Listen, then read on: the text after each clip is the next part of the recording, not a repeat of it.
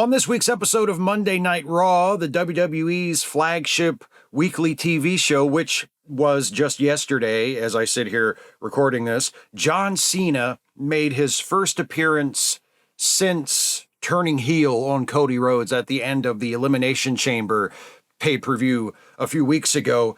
And this was his big post-heel turn promo. Traditionally, this would be the promo where the newly turned heel explains to the audience why they did it. The why I did it promo. And I just wanted to talk about it for a few minutes because as I sat there watching it, there was something about Cena's heel promo, his first heel promo, that didn't quite sit right with me. And after it was over, I realized almost immediately what it was. And I want to talk about it because I feel like it's a good illustration of something that should be remembered whether you are a pro wrestler or a writer or an actor or any kind of an artist trying to tell a story.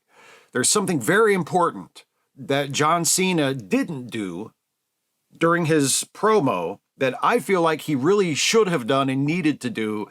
And if he had done it in some way, it would have improved what was already, generally speaking, a very excellent promo. So what happens is John Cena walks out, and from the moment his music hits, from the moment he steps out, and this was the first thing on the show opened with John Cena walking out for the first time since turning heel. And the crowd was nuclear. I mean, it was just a cascade, an avalanche of boos and jeering from the crowd. And WWE is on a European tour right now, so Raw was in Brussels this week, and these Belgians were pissed.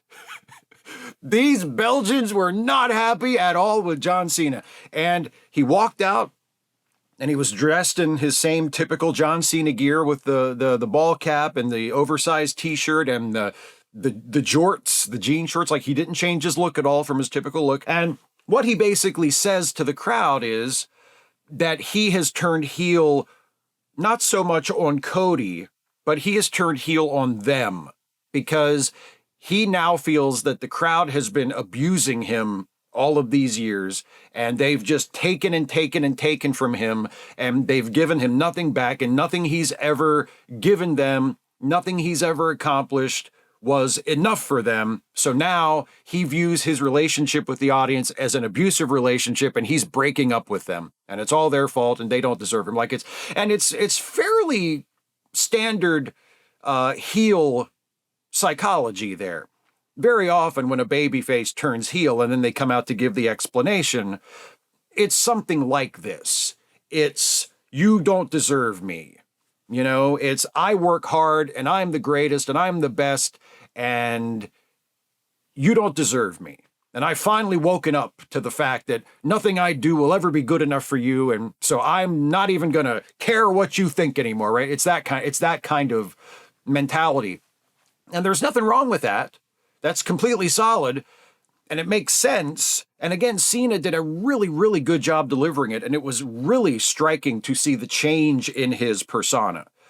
He did a really good job selling a much more serious, much angrier John Cena than we've seen in a very long time, but angry in a very contained way. Like, he wasn't yelling, he wasn't ranting and raving. He did raise his voice a little bit. He did yell at the crowd a little bit, but for the most part, it was really, really tight and controlled and calm and sort of, almost talking to the crowd like a stern parent talking to a child is how it came across. Really well performed.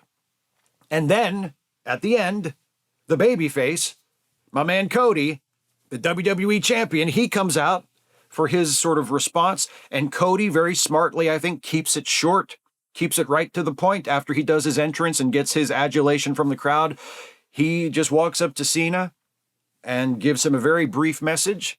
And at one point, Cena interrupts him and says, "Listen, kid." Cody shuts him up and says, "Enough!" And then he says, "It certainly isn't kid. It's WWE champion." He basically tells John Cena, like, if this mopey version of you is the version you're bringing to fight me at WrestleMania, you might as well not even bother because I'm going to run you over. If this is the John Cena, I don't want to fight you. I want to fight the John Cena I used to look up to. I want to fight the John Cena that all these people used to love. I want to fight the real John Cena at WrestleMania. So when I beat you, I can tell myself that I actually beat a legend. I don't want to beat whoever this loser is, whoever this whiner is standing in front of me. And Cody's but only once he actually gets to the ring and starts talking, like Cody's done in about 2 or 3 minutes. He really doesn't have a lot to say, but it has a lot of impact. And then he walks out, and John Cena has nothing else to say. And eventually, after Cody's gone, Cena kind of walks out, and that was it. It was a really good segment, really well performed. I liked it a lot, but the one thing that it was missing was John Cena did not provide a specific reason why he turned on Cody at the time and place that he did. He laid out his grievances with the crowd. He went way back in the history of his career. He referenced a lot of stuff from his long wrestling career, the kind of love-hate relationship that he has had with the audience for a very long time. Like, he went back and he talked about a lot of stuff to kind of give context to the feelings he was expressing at that moment, but he never offered an explanation for why, like, what was the breaking point? What was the last straw?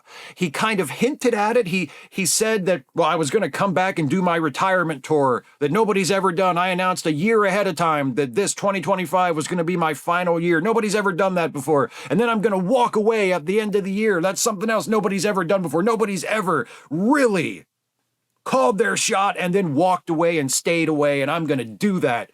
And even that wasn't good enough for you people. Like, he tried to sort of offer that as a motivation to say, like, his retirement tour was not well enough received, I guess. So that's why he turned on the people finally, or that's what finally made it click in his head that it wasn't worth trying to earn their love or whatever. But that's too vague. Like, what was it? What specific thing was it that pulled the trigger in John Cena's head and made him decide, I have to do this now? I have finally seen the light. The scales have been pulled from my eyes, and I now know that these people are not on my side, and I am not going to fight for them anymore, and I'm going to be a heel rather than a babyface. He never once mentioned The Rock, and it was The Rock who seemed to instigate the heel turn at the pay-per-view. He didn't even mention Cody at all until the crowd started chanting for Cody. And then he referred to Cody sort of in reaction to the crowd. But when he was just healing on the crowd and listing his grievances and complaining about how he'd been treated by the fans all these years, never mentioned Cody, never mentioned The Rock, never mentioned wanting to win the title one more time, which to me, and again, I'm just sort of armchair booking this here, but it seems to me that's the most obvious answer to my question. Like, why did Cena do this now? Why did he choose to turn heel now? Because he has previously stated that he really wants to win one more world title this year before he retires, because he wants to break the record. He's currently tied for the record of most world titles, and if he wins one more, he breaks the record and becomes the all-time record holder of most times winning the world title, right? And he's been on a losing streak. Every time he's come back to the WWE in the past few years since he became an actor and he's just been a part-time wrestler, whenever he's had a singles match, he's always lost. And he mentioned that, so that's been brought into the conversation, and we've been reminded of that. And then he goes into Elimination Chamber, and he wins the match. And it seems to me a fairly acceptable explanation for why he chose to take The Rock's offer and turn heel and work with The Rock as a team to try and defeat Cody and have Cena win the title one more time at WrestleMania. It seems a really acceptable motivation for that is that Cena is at the end of his career. He's lost confidence in himself because he's lost a bunch of matches leading up to this. He wants to win that one more world title to go down in history as an undisputed legend, and he is willing to do whatever it takes to do it.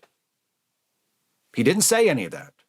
And again, that's just my own sort of filling in a gap. He could have said something else. They could have come up with a completely different thing. But that seems to suggest itself based on what we've seen from Cena leading up to this. The point isn't that they had to do that. They didn't have to do the thing I just said. But it would have made the whole promo much more effective if John Cena had not only come out and talked shit to the crowd and said, you people don't deserve me and I'm tired of trying to make you happy and all of that stuff, which was great, but if he had also made it clear why it happened now. Now, having said all that, we still have some time. The match, the WrestleMania match between Cody and Cena is not for over a month yet, and presumably Cena will be on TV a few times between now and then, and Cody certainly will be.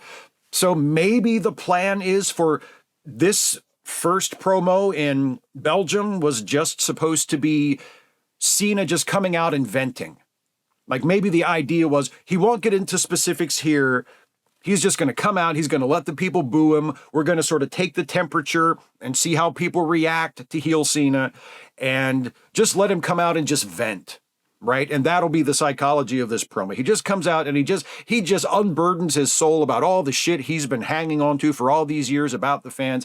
And that's it. And maybe in a future promo, he will address more specifics and he will say, here's why I chose to align myself with The Rock. Here's why I chose to do it when I did. Here's what I was thinking. Here's what I want to accomplish, etc., etc., etc. But I still kind of feel like it would have been better to do that here, to at least establish that here and then continue to build on it and expand on it as we build to the match. And the relevance this has to storytelling outside of wrestling is very simple. And that is, whenever you are telling a story in whatever format, it's really, really important if you want the audience to invest in the story, and especially if you want the audience to invest in the characters in the story. The audience needs to know specifically as possible, as specifically as you as the storyteller can communicate it to them. What do the characters want? What are they willing to do to get it?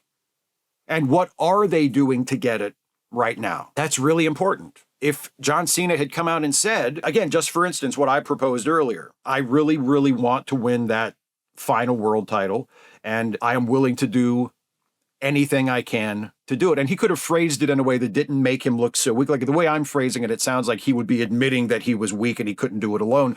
There are ways of phrasing that and of presenting it from Cena's point of view so that it wouldn't sound that way when he said it, even though you'd be able to tell underneath all of the bravado and the self-centeredness that that's what he's saying, that that's what his mindset is. But if he had just introduced that, something specific, something that let the audience know, okay, this is why he did this now, as opposed to 10 years ago, or not at all. Like, this is why after all these years of putting up with all this abuse, and all this neglect, and all this ingratitude from the audience, this is why John Cena has turned on us now, finally, after all these years. This is what triggered it. This specific thing, that brings it into focus. That lets you know, okay, this is where his head's at. This is where he has come to get to this point. And this is why he has made this decision. And these are the things he is willing to do in order to achieve this specific goal, which is to win another world title or to win his last WrestleMania match or whatever the goal would be. Specifics. Be as specific as possible when you're telling a story. And again, part of the art of storytelling is to introduce those specifics in an elegant way so you're not just dropping exposition on people. But with wrestling, you can kind of get away with that because the format of wrestling is sometimes the wrestlers just come out and talk to the audience. So Cena can be a lot more blatantly expositional than you would normally want a character in a drama to be, for example. So that's just something that jumped out at me as I was watching. It was a really, really good promo from Cena and a really, really good response from Cody. I thought the whole thing was terrific, but it was just missing that one little piece to keep it from becoming, everything that it could possibly be. That's something to always remember when you're writing a story, when you're performing in a story, any kind of storytelling you're involved in. What are the specifics? What specifically does a character want? Why are they doing this? Where are they trying to get to? And how are they going to have to travel in order to get there?